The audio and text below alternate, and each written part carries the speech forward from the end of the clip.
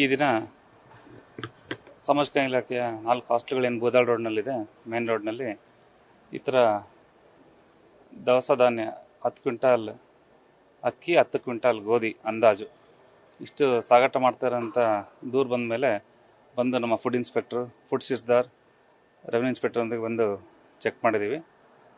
ಮೇಲ್ನೋಟಕ್ಕೆ without permission ಸಾಗಾಟ ಮಾಡ್ತಿರೋದು ಕಂಡು ಬಂದಿದೆ. ಇದು ಎಲ್ಲಿ ತಗೊಂಡು ಹೋಗ್ತಾರೆ ಅಂತ ಇನ್ಫಾರ್ಮೇಷನ್ ಕೇಳಿದ್ದೀವಿ. ನೋಟಿಸ್ ಕೂಡ ಕೊಟ್ಟಿದ್ದೀವಿ ವಾರ್ಡನ್ಗೆ, AD ಸೋಷಿಯಲ್ ವೆಲ್ಫೇರ್ ಅವ್ರಿಗೂ ಕೂಡ ಇನ್ಫಾರ್ಮೇಷನ್ ಕೊಟ್ಟಿದ್ದೀವಿ.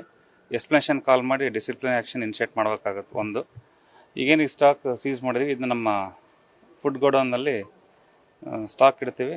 ಇದು ವೆರಿಫಿಕೇಷನ್ ಮಾಡಿ FIR ಕೂಡ ಲಾಂಚ್ ಮಾಡಲಿಕ್ಕೆ ಆ್ಯಕ್ಷನ್ ತೊಗೊತಾ ಇದ್ದೀವಿ. ಅದು ಅಪ್ಡೇಟ್ ಮಾಡ್ತಾ ಇದ್ದಾರೆ.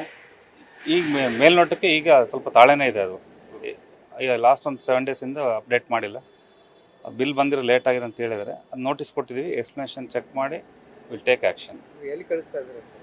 ಅದು ಮಾಹಿತಿ ಗೊತ್ತಾಗಿಲ್ಲ. ಪಕ್ಕದ ಹಾಸ್ಟ್ಲಿಗೆ ಏನು ಕೈಗಡ ಅಂತ ತೊಗೊಂಡಿದ್ವಿ, ಅಲ್ಲಿ ಕಳಿಸ್ತಾ ಇದ್ವಿ ಅಂತ ನಮಗೆ ಇನ್ಫಾರ್ಮೇಷನ್ ಕೊಟ್ಟಿದ್ದಾರೆ. ಬಟ್ ಅದಕ್ಕೂ ಕೂಡ ಪ್ರಾಪರ್ ಮೆಥಡ್ ಇದೆ. ಆಗ್ತದೆ ಹಂಗೆ ಶಿಫ್ಟ್ ಮಾಡಲಿಕ್ಕೆ ಪ್ರಾಪರ್ ಚಾನಲ್ ಅನುಮತಿ ತೊಗೊಂಡು AD ಅವ್ರದ್ದಾಗಲಿ ಮೇಲೆ ನಮ್ಮ ಫುಡ್ಡಿನ್ಗೆ ಗಮನಕ್ಕೆ ತಂದೆ ಮಾಡಬೇಕಾಗತ್ತೆ. ಇನ್ಫಾರ್ಮೇಷನ್ ನಮಗೆ ಕೊಡ್ದಂಗೆ ಮಾಡ್ತಾ ಇದ್ದಾರೆ. ಡ್ರೈವರ್ ಯಾರು ಇದು ಖಾಸಗಿ ವಾಹನದಲ್ಲಿ ಶಿಫ್ಟ್ ಮಾಡ್ತಾ ಇದ್ದಾರೆ. ಈಗ ಹಾಲಿಯಲ್ಲಿ ಡ್ರೈವರ್ ಇಲ್ಲ, ನಾವು ಬೇರೆ ವ್ಯವಸ್ಥೆ ಮಾಡ್ಕೊಂಡಿದ್ದೀವಿ, ಶಿಫ್ಟ್ ಮಾಡ್ತೀವಿ. ಅದನ್ನ ಡ್ರೈವರ್ ಹೇಳ್ಬೇಕಾದ್ರೆ ಹೇಳ್ತಾ ಇದ್ದ ಅಕ್ಕಿ ಕುಮಾರ್ ಅಂತಾನೆ ಅವ್ನು ಕಳಿಸ್ತಾ ಇದೀವಿ ಅಂತೇಳಿ.